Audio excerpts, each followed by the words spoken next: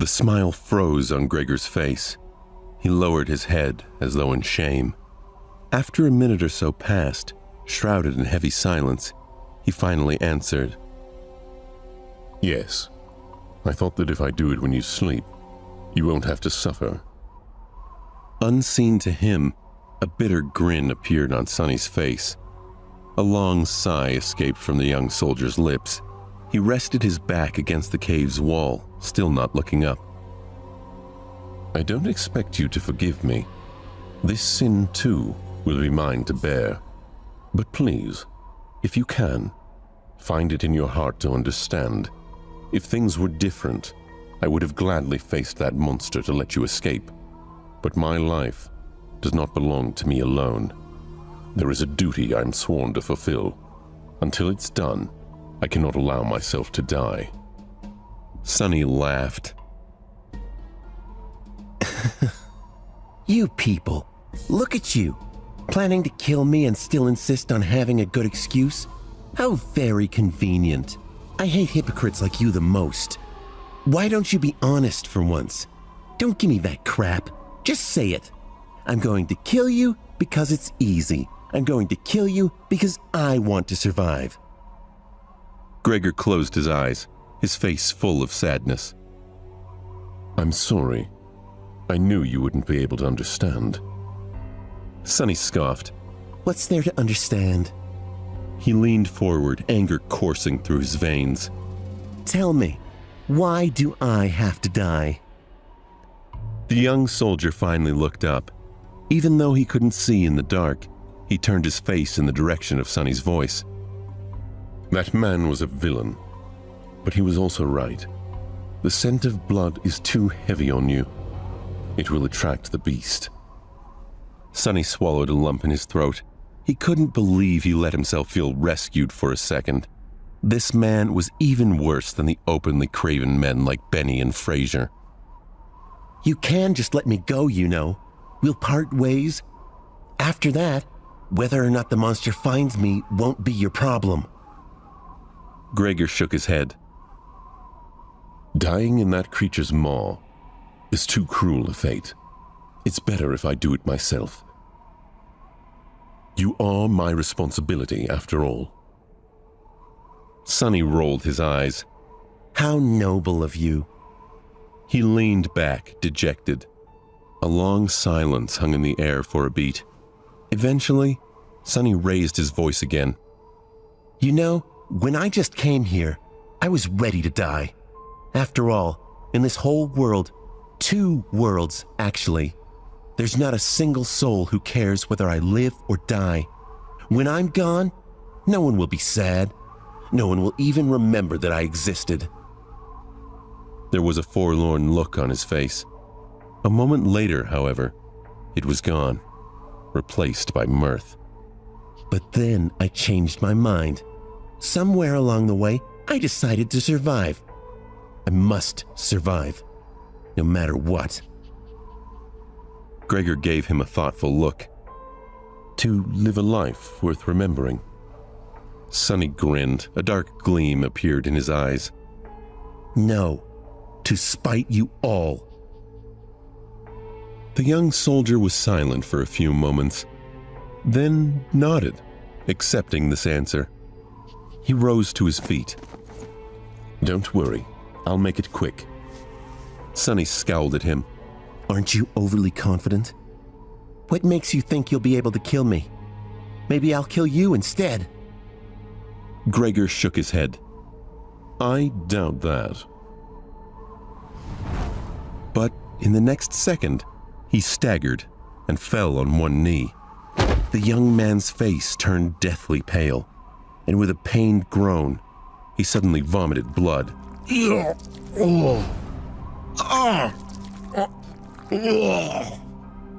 A satisfied smile appeared on Sonny's face. Finally! Unable to stand, Gregor remained on his knees. He braced himself against the cave wall. The lower part of his face was covered in blood. Astonished, he was staring at his hands, trying to understand what was happening to him. What magic is this? With wide eyes and a pale face, he turned to Sonny. Was that thief right? Did you put the curse of the Shadow God on us? Sonny sighed. I wish I had the ability to throw divine curses around. But no. To tell you the truth, I don't have any abilities at all. Gregor struggled to stand. Then how? The young slave shrugged. That's why I poisoned you all. Gregor flinched, trying to comprehend his words. What? Sonny shrugged. After the tyrant first attacked, you sent me to search for water. While gathering flagons from the dead soldiers, I squeezed bloodbane juice into each one. Except my own, of course. Not enough to taste it, but enough to slowly kill anyone who would drink from them. The soldier gritted his teeth, struggling through the pain. A sudden realization appeared on his face. So that's why the other two were in such bad shape. Sonny nodded. Benny drank the most, so his condition worsened the fastest. Frazier was also not long for this world, but you finished him off before the poison could. Yourself, however, it was as though bloodbane did not affect you at all. I was really starting to get worried. Gregor's face darkened. I see. I understand. He thought about something, then looked at Sonny with surprise. But back then you didn't know that we would turn on you. Sonny just laughed. Oh, please. It was obvious. Benny was the kind of man who would kill for a pair of boots. Frazier was like a wolf in sheep's clothing. People are selfish and cruel in the best of situations. I was supposed to believe that those two weren't going to do something terrible to me when faced with certain death? Gregor spat more blood. Then, what about me?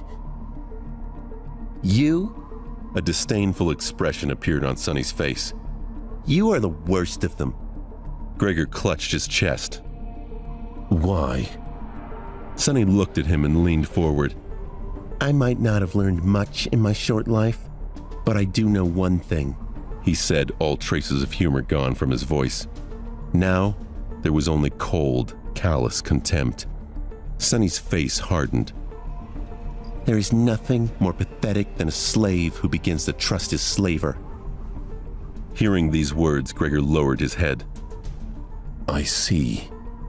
Then, suddenly, he laughed. You are a wicked little shit, aren't you?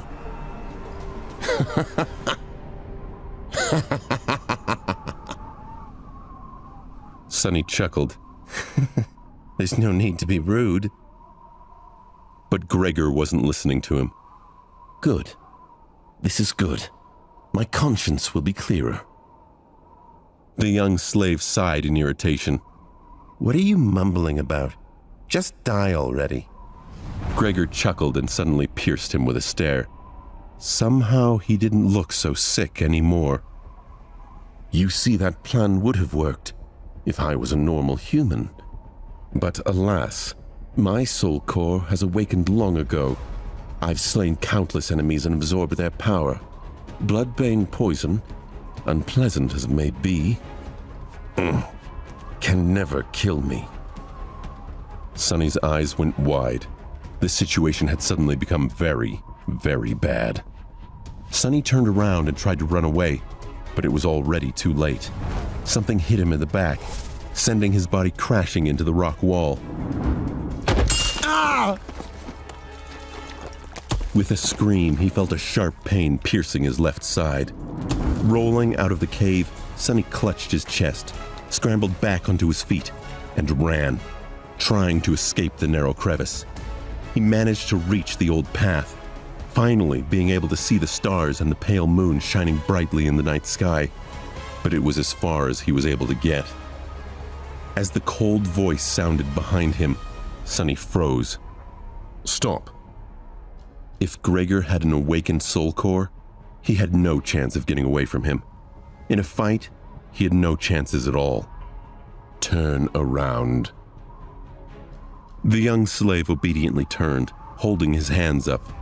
He looked at Gregor, who was wiping the blood off his face with a displeased look in his eyes. The two of them stared at each other, shivering in the murderous cold. Gregor's lip curled up at the side.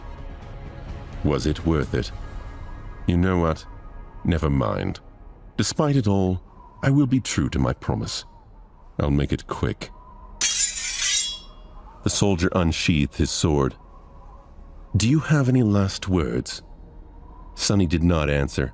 However, a small silver bell suddenly appeared in his hand. Gregor frowned. Where were you hiding that thing? Sonny shook the bell. A beautiful, clear ringing sound flowed over the mountain, filling the night with an enchanting melody. Panic rose in Gregor's voice. What are you doing? Stop! The young slave dutifully stopped. The soldier's eyes darted around the room, trying to determine what had just been done. What was... Right under Gregor's bewildered eyes, the silver bell disappeared into thin air. He looked at Sonny, stumped and suspicious. Tell me, what did you just do? But Sonny didn't answer. He hadn't said a single word ever since escaping the cave. Right now, he wasn't even breathing. Gregor, on the other hand, continued to speak. Tell me right now or you will regret it. Sonny would not be scared. He would not be intimidated. He was a child of the shadow, and they were wrapped in darkness. He looked past Gregor and stared into the darkness. A small smile grew, and it spurred panic in Gregor. What is it? What did you do? Tell me, you little shit! Sonny raised his eyebrows. You'll find out. Soon.